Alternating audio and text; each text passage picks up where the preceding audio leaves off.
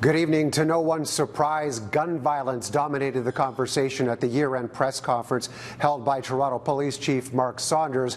It's been at the forefront of discussion over the course of 2019 with the seemingly endless number of shootings that have taken place. Chief Saunders took the time to try and address those concerns, but he also wanted to highlight some of the highlights as well. It's a message the chief repeated through 2019 as the shootings piled up, and the one he chooses to end the year with.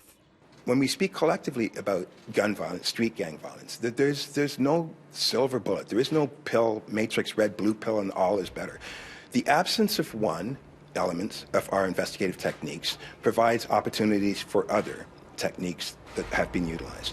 And so it is the sum of all parts that equals a whole to get it right.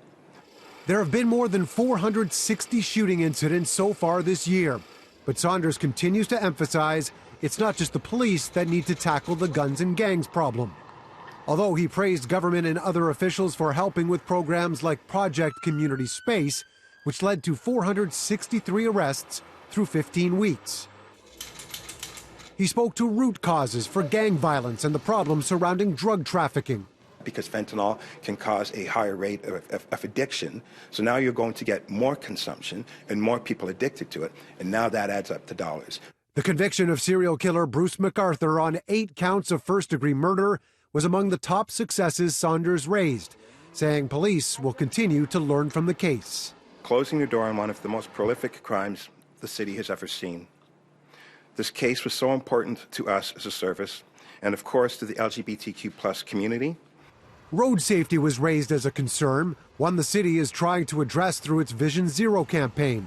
Through the first 11 months of this year, there were 59 fatalities, 35 were pedestrians. The more educated that they are, it creates better chances for success.